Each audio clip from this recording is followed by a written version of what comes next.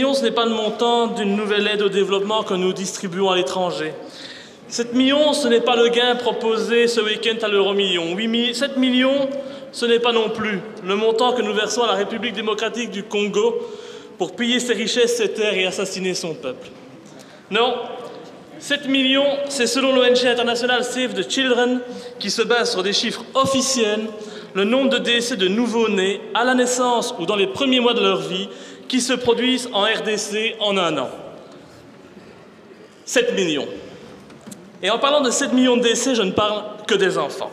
Car dans ce pays dont nous soutenons le pouvoir indigne, ce pouvoir de Kabila qui fait du Congo un hard discount à ciel ouvert, où les grandes puissances peuvent se servir allègrement, ce pouvoir qui néglige, affame et a abandonné son peuple à la misère pour servir les intérêts des grandes puissances mondiales, ce pouvoir qui laisse les manières de la finance et des affaires s'en mettre plein les poches par amour de ses dirigeants pour les beaux palais somptueux, alors que des femmes, des jeunes filles et des femmes âgées sont violées au Kivu pour nous permettre, à nous tous, d'utiliser les dernières technologies à la mode. Dans ce pays où la population est l'une des plus pauvres au monde et où les infrastructures sont quasi inexistantes, mais où son président est à la tête d'une fortune personnelle estimée à plus de 15 milliards de dollars. Un président qui, faute d'avoir permis à son pays de sortir de la misère, a réussi l'exploit d'engranger à titre personnel plus de 75 millions d'euros en un an. Eh bien, dans ce pays, une femme congolaise sur 30 meurt lors de l'accouchement. Et face à de tels chiffres, et surtout quand on sait la richesse du sol congolais, les mots sont inutiles et seuls les actes comptent. Bouchez-vous les oreilles, monsieur De Croo, mais écoutez, et dès lors, monsieur le ministre, moi j'aimerais savoir la somme que la Belgique verse annuellement au pouvoir de Kabila à titre d'aide au développement. J'aimerais savoir s'il existe un contrôle au niveau de la gestion de cet argent qui, rappelons-le, est avant tout celui des Belges. Et enfin, savoir si la Belgique compte conditionner l'octroi de ses aides financières au Congo à l'amélioration de la qualité de vie de sa population avec une volonté sincère d'améliorer le sort de ces millions de bébés et de mamans congolais qui sont aujourd'hui sacrifiés sur l'autel du pognon à tout prix. Excusez-moi, monsieur De Croo, mais je ne gère pas encore le son dans cet hémicycle. Monsieur le ministre.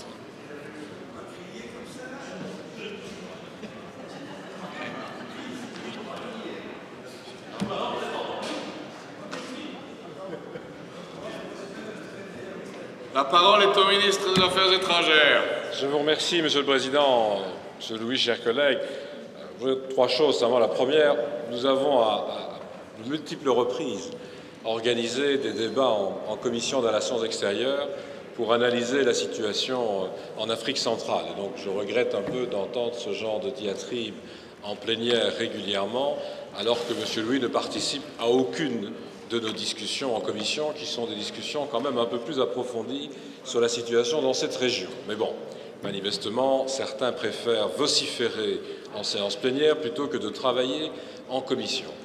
Deuxième remarque, la situation en République démocratique du Congo, elle est malheureusement bien connue, en particulier dans l'est de cette République, et ça n'est pas depuis quelques semaines, mais depuis très longtemps que nous travaillons à tenter de trouver une solution d'apaisement dans cette région. Je suis très heureux que nous ayons pu obtenir la désignation d'une envoyée spéciale du secrétaire général des Nations Unies, Mary Robinson, qui va non seulement, ce qu'elle a déjà fait, se rendre sur place, mais maintenant réunir les pays de la région et entreprendre le travail de fond qui est indispensable, c'est-à-dire un travail sur la manière de traiter les réfugiés, la manière d'organiser le contrôle des frontières et surtout la gestion la plus transparente possible des ressources naturelles. Et la Belgique va participer au mécanisme de suivi de ce processus. J'espère que nous allons pouvoir entraîner une accalmie, parce que c'est vrai que des femmes, des enfants, des hommes d'ailleurs aussi, mais subissent des violences inouïes dans cette région. Et trois, bien entendu,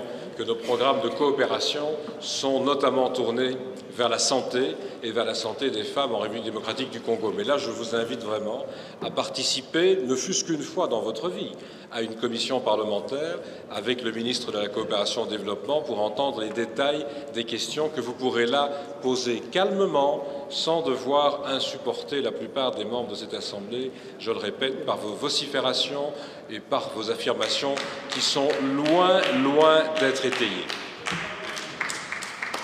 Monsieur Louis.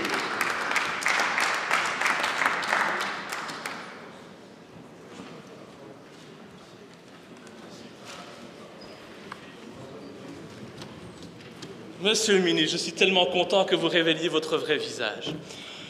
Les insultes, les calomnies, les seules choses qui peuvent sortir de votre bouche, eh bien, je vous dirais tout simplement, monsieur le ministre, que moi, je serais content de vous entendre une fois dire la vérité et cesser de mentir aux citoyens, comme vous le faites à longueur de temps. Alors, je ne participe pas aux travaux de la commission, c'est vrai. Je n'y participe pas et j'y participerai le jour où tous les parlementaires de cette Assemblée auront les mêmes droits et où il n'y aura plus des députés de seconde zone. Je n'ai pas l'habitude de faire de la figuration, je n'ai pas l'habitude de parler pour ne rien dire comme vous le faites à longueur de temps. Moi, lorsque je veux prendre la parole, c'est pour parler, c'est pour dire les choses, pour dénoncer les réalités. Vous êtes aujourd'hui coupable de ces crimes qui se commettent aujourd'hui au Congo. Vous participez parce que vous êtes du côté des financiers au massacre de la population congolaise. Et si j'étais vous, au lieu de donner des leçons aux autres, je commencerais par les suivre moi-même. Je souhaiterais quand même qu'on revienne à des rapports plus corrects. Monsieur Louis, ça suffit. Et vous n'avez pas le droit, et vous n'avez pas le droit de dire n'importe quoi non plus et d'insulter les gens.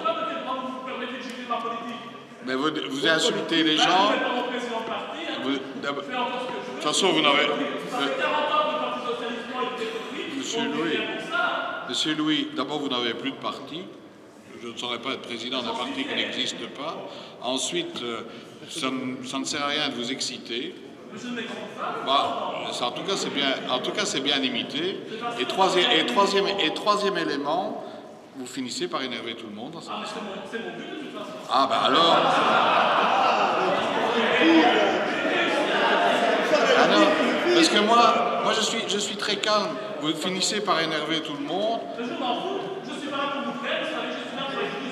Ah mais vous n'avez pas à me séduire. Hein.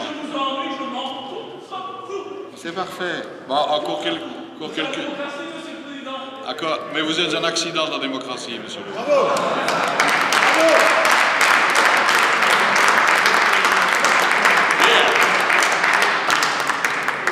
Allez. La suite la prochaine semaine.